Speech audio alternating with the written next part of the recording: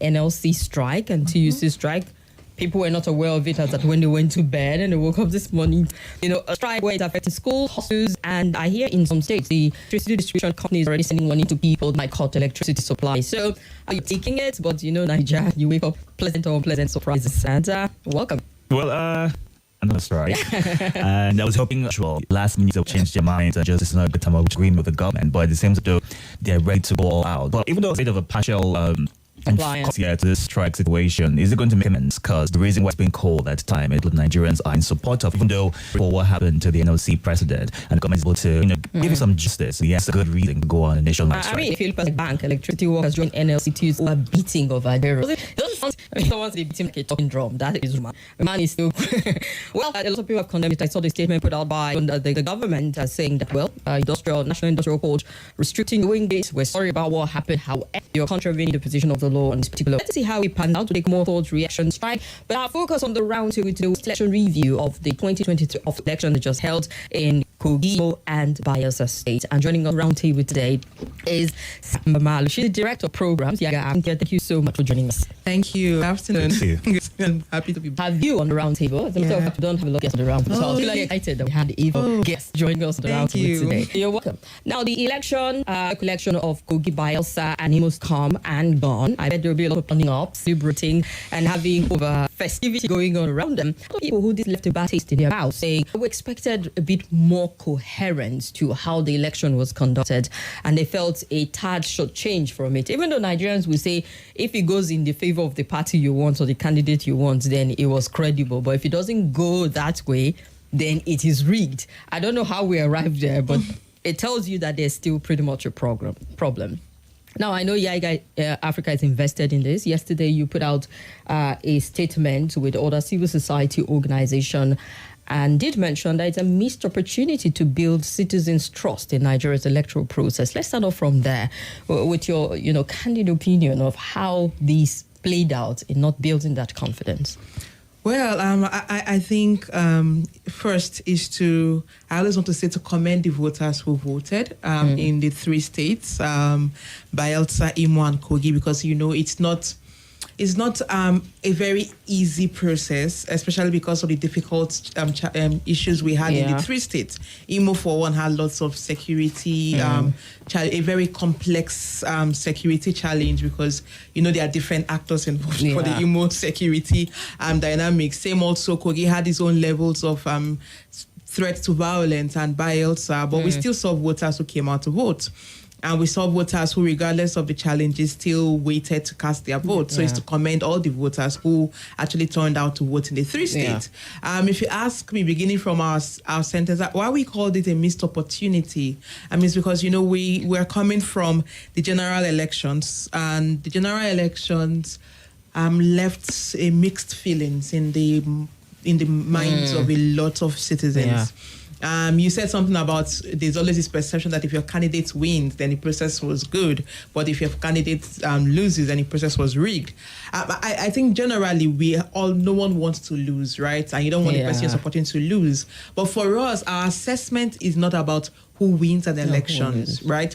Our assessment is about the process. It didn't meet specific integrity tests. Would any independent eyes looking at the elections from outside who has no interest, would that person assess the elections as meeting integrity tests? And that for us is what is critical, that it's not about who wins an elections for groups like Young Africa that observe the election. It's about, are we meeting the requirements when it comes to conducting transparent elections?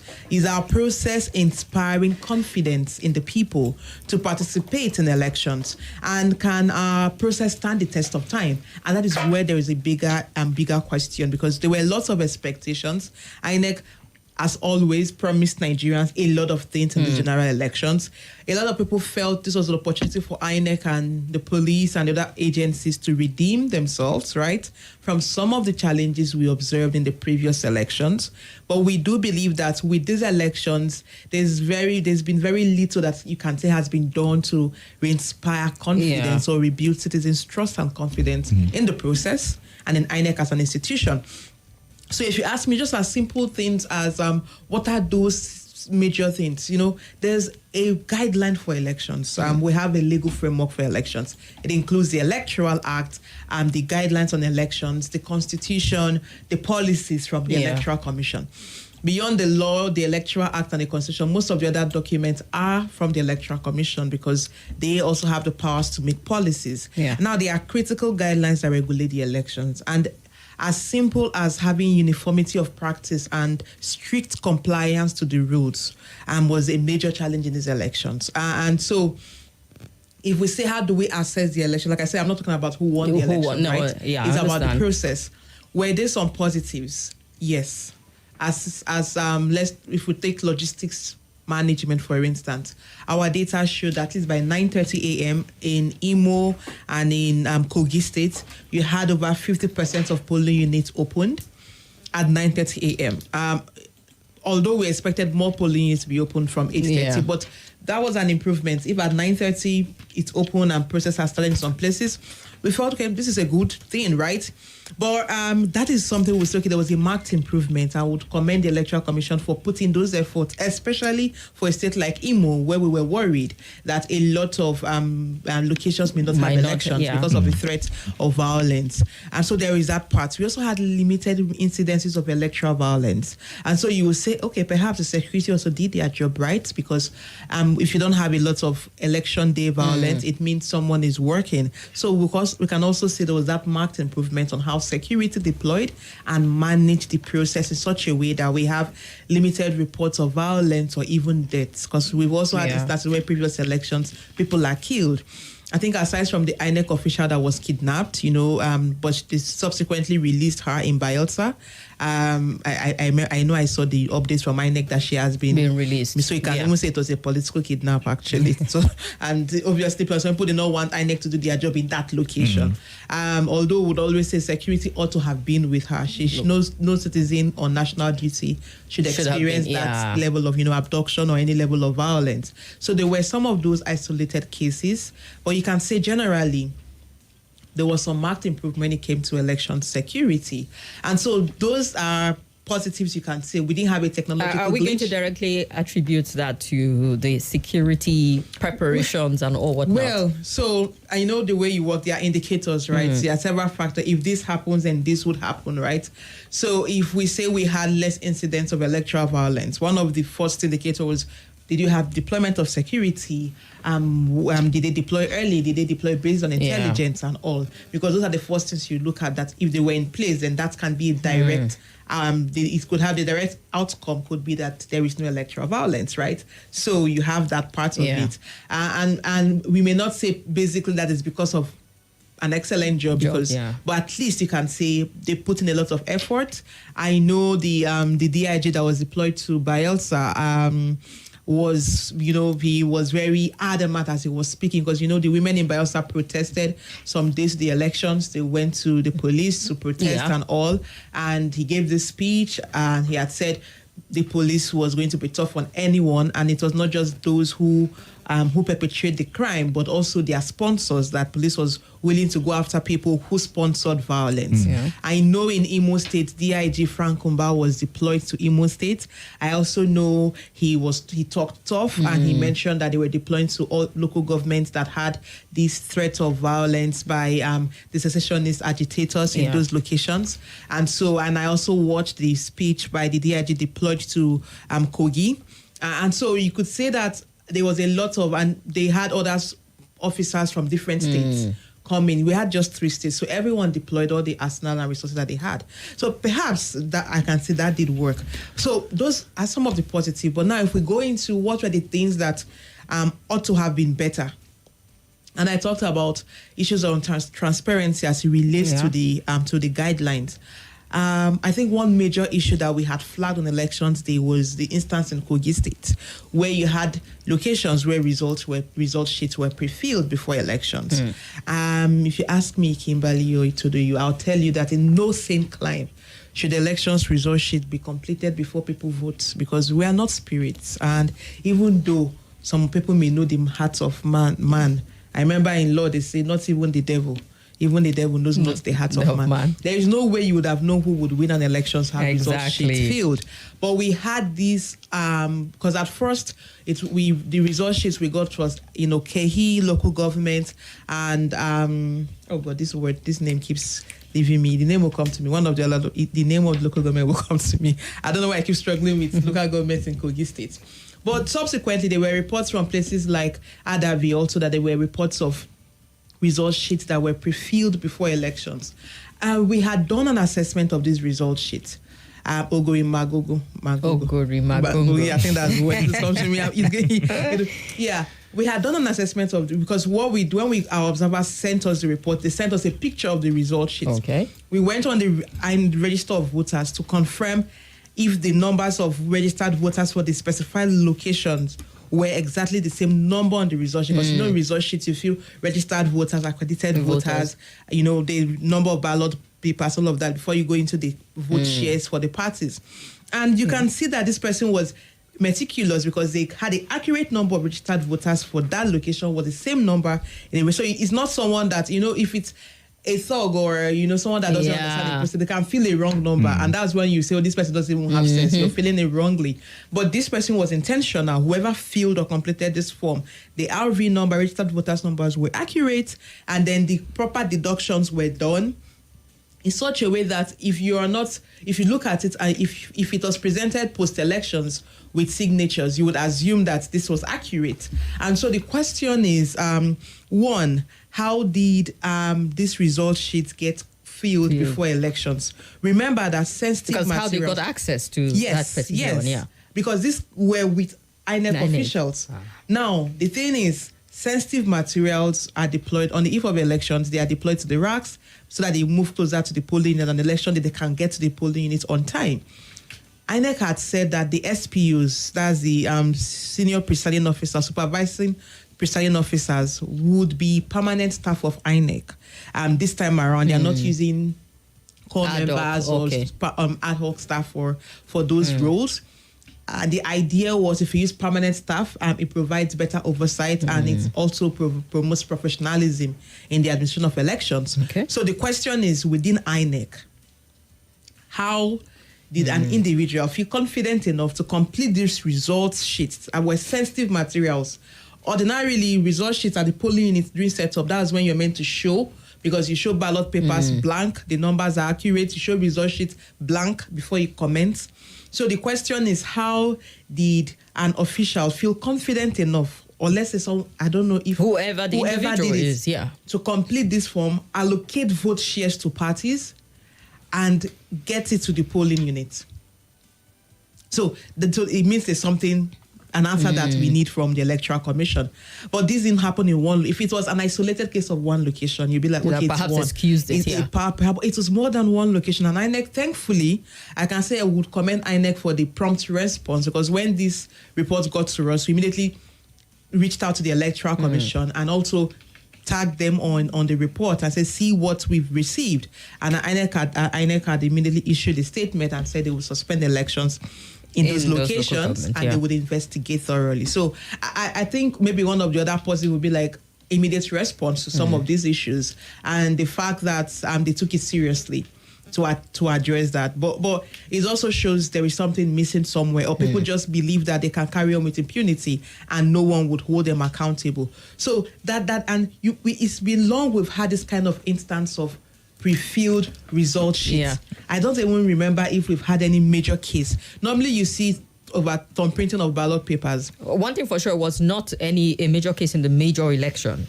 In the 2023 election, I can't recall. Exactly. So it is in itself, it's like, are we going back, or what is the problem, right? So that's one. The second is around in addition to the transparency also, we had instances of polling units where elections did not hold, but subsequently there were results from some of those polling units. Still in Kogi State? No, so now Imo. Okay. We had more of that in Imo.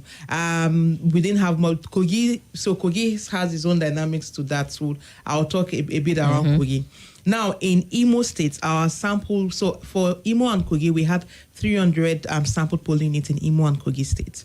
Now, our data showed that 12% of our sample polling, there were no elections. So what happens is, once we start receiving reports of no elections, at first, we had locations in Imo that at 12 noon, they had not commenced the process.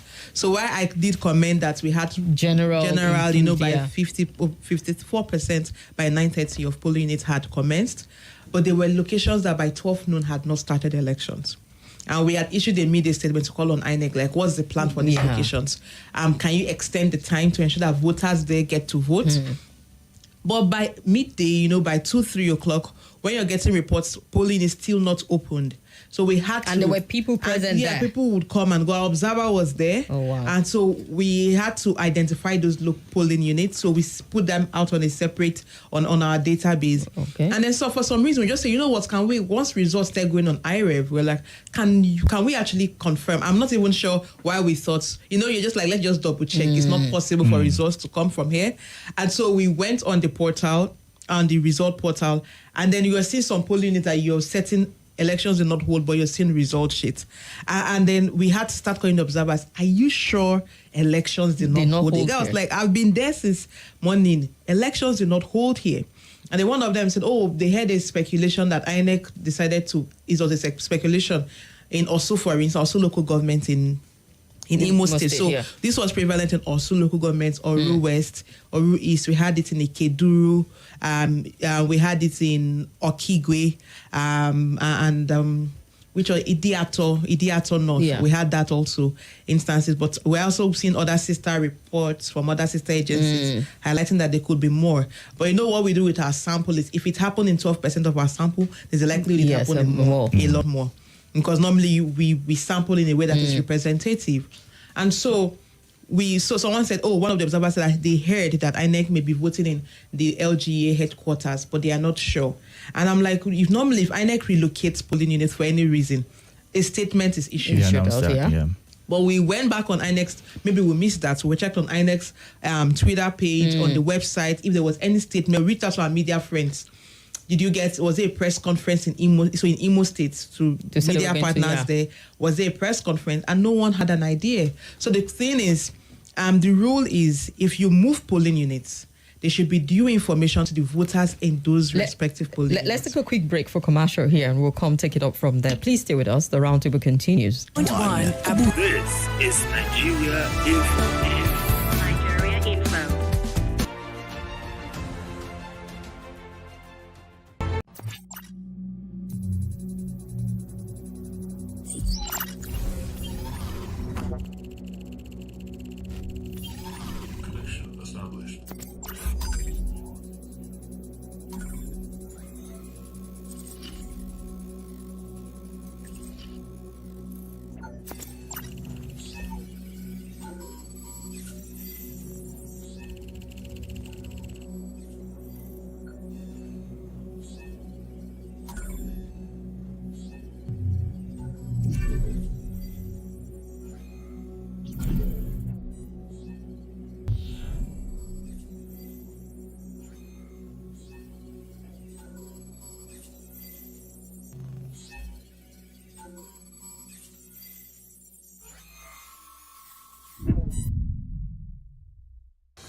Hello, my name is Kimberly.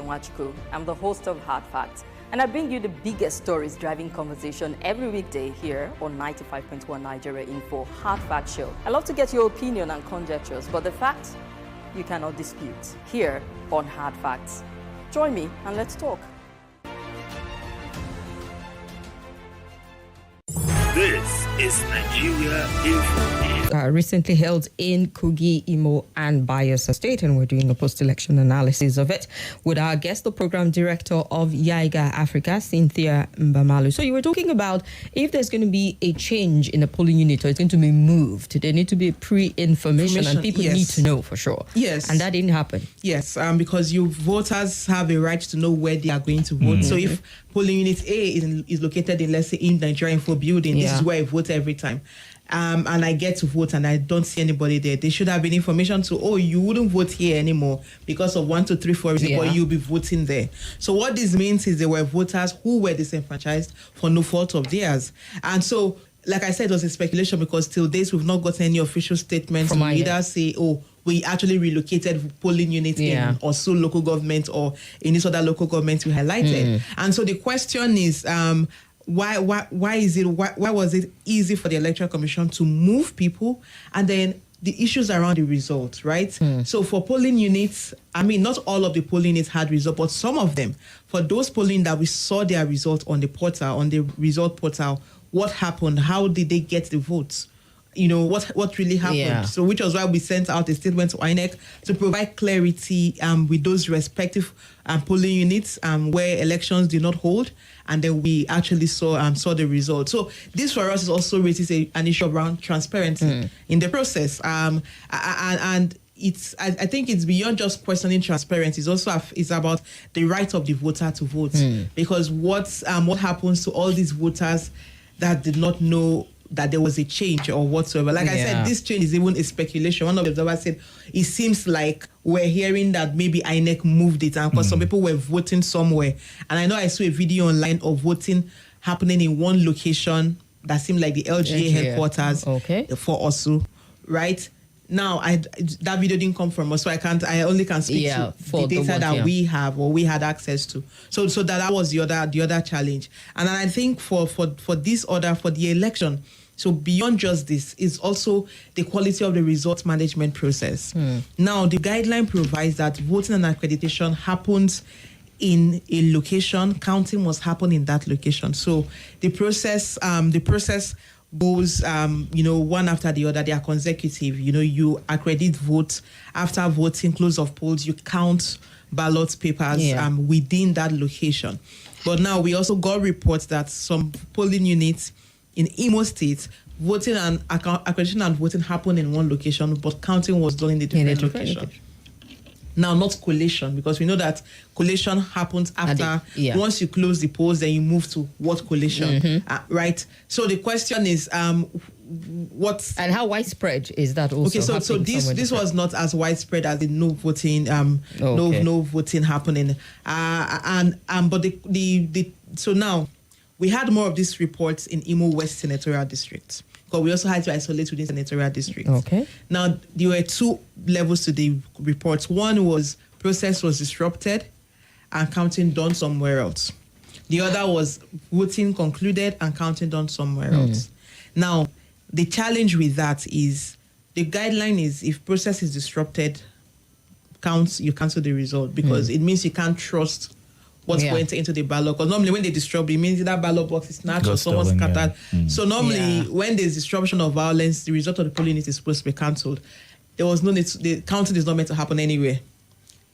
That was one. So why wasn't that decision taken? Why did counting happen somewhere else? The other thing is, once you finish voting, you're supposed to count at the polling unit, because that's where you have observers who are to observe the process, party agents, even some voters wait back to observe the process of counting.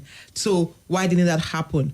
And that in itself is a question around the quality of the process. But is it possible that they had like security challenges that led them to moving to a different location? So now because one of the questions we asked was a security challenge. That's why we got that. For some of them, it was disrupted, right? But for others, it was not. There was no major security challenge, because the observers were still there waiting, thinking that maybe, trying to understand what is happening, right? And so there was that one of it was disrupted. That was why it was moved. There was the other one about there was just a decision taken and it was moved, right? So, like I said, our report is open to the Electoral Commission. These are things we ask the Electoral Commission. We need a proper audit of the process, especially an independent audit of the process, especially the results management process. That way, and one of the recommendations, and the findings should be made public so that citizens can also have access to this information. So if you put this within that, you see reasons why we're questioning. So you can say, yes, we had reasonably open commencement. Thankfully, the BVAS was deployed across board, even though in some locations in Kogi, we had reports about 2% of the polling units, or about 1% of the polling units where the BVAS was bypassed. And the question is, how was the process conducted without a BVAS? Because the electoral law makes the BVAS mandatory. and the law is clear, if beavers is not used, the result of polling it is cancelled. So why would an official decide to, on his or her own accord, step aside the beavers to, to conduct the votes, to conduct the elections? Yeah. And so there are questions around the numbers in some of the states. And I know we were